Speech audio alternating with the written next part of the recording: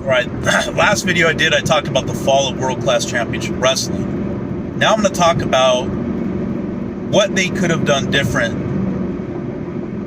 in order to survive the 80s. Now, World Class broke away from the NWA in February 1986, and that was really a long time coming, ever since, there had been rumors Fritz was going to leave the NWA in 1984.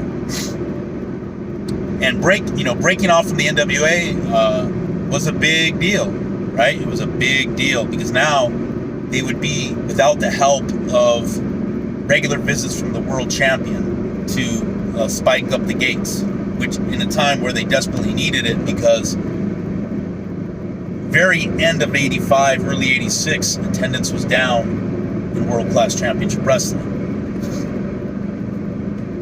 So what could they have done differently? Now,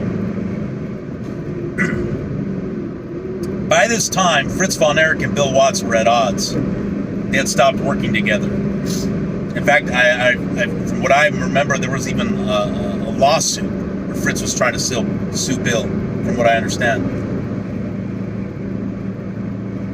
And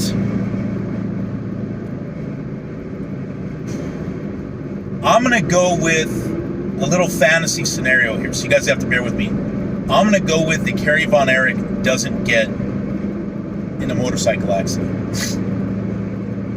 Okay? Now, I wouldn't have just put, I wouldn't have had Rick Rude. What the World Class did to establish their own championship was they basically turned the American champion into the World Class Wrestling Association heavyweight champion, or quotes, world champion. I would have had a tournament. And I would have had Kerry Von Erich win that tournament. Kerry Von Erich was the ultimate prototype 80s babyface. Like 80s hero babyface. He had the good looks, the body of a Greek god, a natural charisma, and he was a good worker in the ring when he was, when he wasn't, overly inebriated.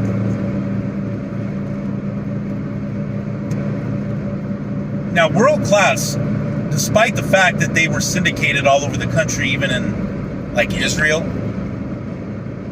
World Class was actually a small territory when you think about it.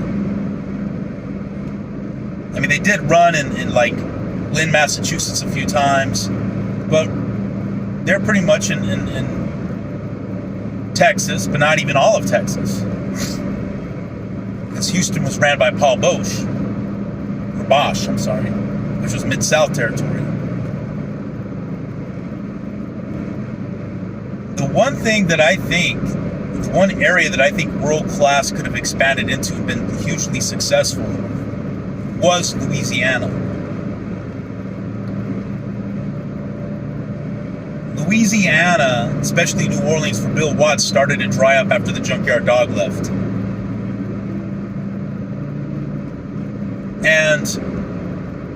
But the one other wrestler, and Bill Watts obviously could never replace Junkyard Dog, and showed up in the attendances at the Superdome as they gradually and then really abruptly went downhill when they did the Superdome shows. But the one guy I think who was a good draw in New Orleans and who I think would have drew really well is Kerry Von Erich. And with Watts struggling to draw New Orleans the way he did before, I think Fritz could have expanded into New Orleans and Shreveport. Remember, Bill Watts had taken his TV out of Shreveport. And I think Fritz could have set up like another wrestling show, another TV show in Shreveport. He ran TV there, along with what he was already doing at Fort Worth and at the Sportatorium in Dallas. And run shows in Houston with Kerry as obviously the de facto world-class heavyweight champion.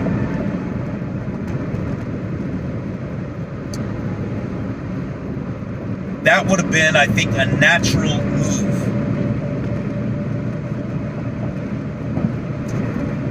And I think there was available talent at that time.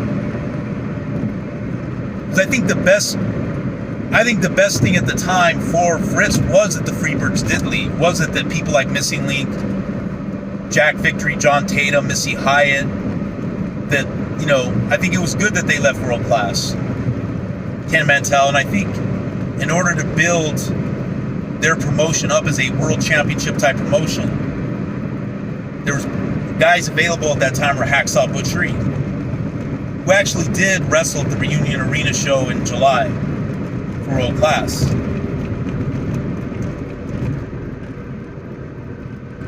Hacksaw Butch Reed. The Fabulous Ones were available. Dr. D. David Schultz.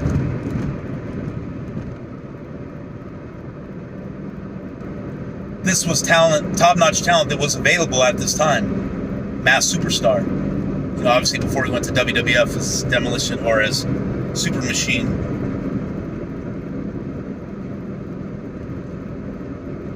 This was talent that was available that Fritz could have used to bolster his promotion, to establish it as a legitimate world championship organization. Not to mention he already had Rick Rude, Bruiser Brody.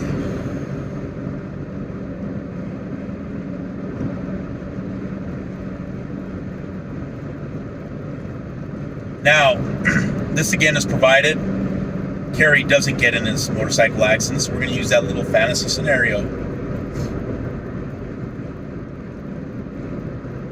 So I think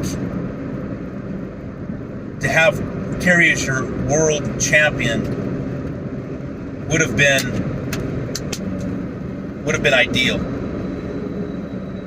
And I think keeping Rick Rude as your America title, having kind of that as the second belt, would have been good. So adding New Orleans to the mix and Shreveport would have given World Class additional cities to run. Especially New Orleans could have been a big moneymaker for them, and thereby attract more big name talent. Because the Freebird thing had reached its end. That wasn't going to draw anymore. And World Class found that out when the Freebirds returned. They went to the well as many times as they could, and they drew good money. Great money, not good money, great money.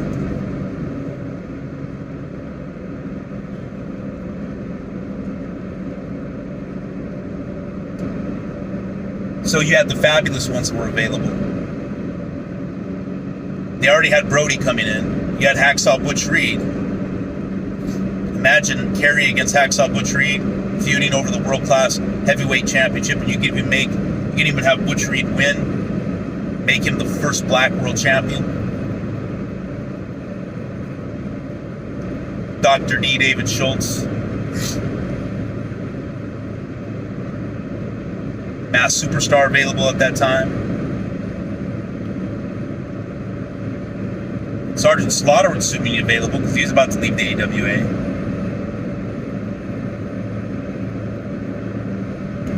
Those are just some thoughts.